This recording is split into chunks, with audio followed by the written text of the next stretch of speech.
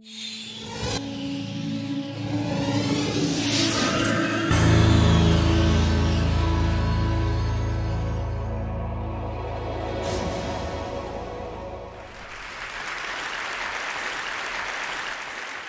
is not a story of Tibet, and it's not a story of the Amazon. I won't be taking you to the high Arctic, the life of the Inuit, or to the Syrian sands of the Sahara. This is actually a story of my own backyard. It's a land known to the Tahltan people and all the First Nations of British Columbia as the sacred headwaters, the source of the three great salmon rivers of home, the Skeena, the Stikine, and the Nass. It's a valley where in a long day, perhaps two, you can follow the tracks of grizzly and wolf and drink from the very sources of water that gave rise and cradled the great civilizations of the Northwest coast. It's such a beautiful place. It's the most stunningly wild place I've ever been. It's the sort of place that we as Canadians could throw England and they'd never find it. John Muir in 1879 went up just the lower third of the Stikine, and he was so enraptured he called it a Yosemite 150 miles long. He came back to California and named his dog after that river of enchantment. In the lower 48, the farthest you can get away from a maintained road is 20 miles. In the northwest quadrant of British Columbia, an area of land the size of Oregon, there's one road, a narrow ribbon of asphalt that slips up the side of the coast mountains to the Yukon. I followed that road in the early 1970s, soon after it was built, to take a job as the first park ranger in the Spatsizi Wilderness. My job description was deliciously vague: wilderness assessment and public relations. In 2 4-month seasons, I saw not a dozen people. There was no one to relate publicly to.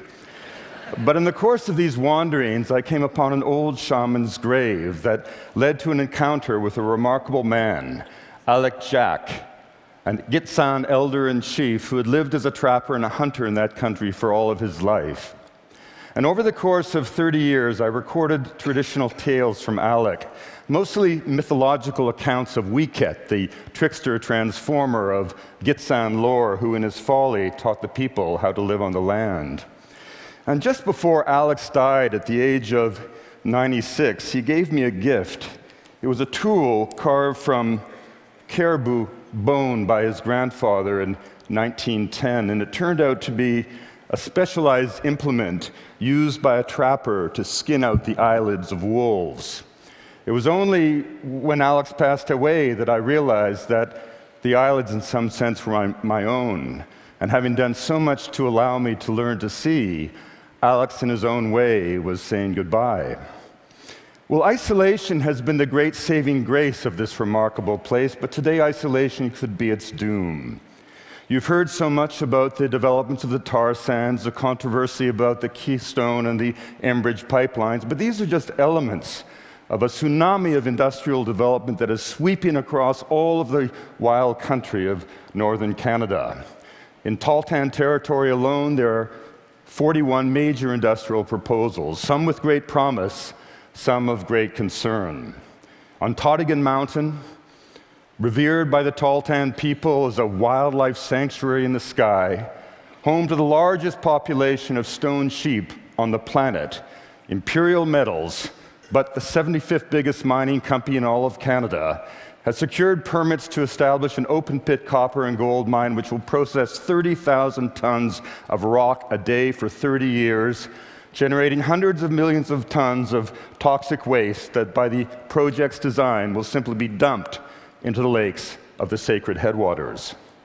At the headwaters itself, Shell Canada has plans to extract methane gas from coal seams that underlie 1 million acres, fracking the coal with hundreds of millions of gallons of toxic chemicals, establishing perhaps as many as 6,000 wellheads, and eventually a network of roads and pipelines and flaring wellheads, all to generate methane gas that most likely will go east to fuel the expansion of the tar sands.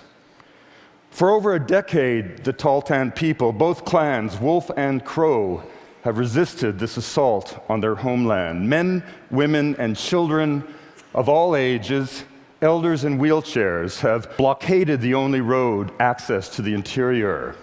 For them, the headwaters is a kitchen. It's a sanctuary. It's a burial ground of their ancestors, and those who really own it are the generations as yet unborn. The Tahltan have been able, with the support of all Canadians who live downstream, all local politicians, to resist this assault on their homeland. But now everything hangs in the balance. Decisions that will be made this year will literally determine the fate of this country. The Tahltan have called for the creation of a tribal heritage reserve which will set aside the largest protected area in British Columbia. Our goal is not only to help them do that, but to encourage our friends, the good people at Shell, not only to withdraw from the sacred headwaters, but to move forward with us and join us as we do the remarkable, the extraordinary. Set aside a protected area that will be for all time, not simply the sacred headwaters of the Tahltan people, but the sacred headwaters of all people in the world. The Tahltan need your help. We need your help. And if any of you would like to join us on this great adventure, please come and see me later today. Thank you very much.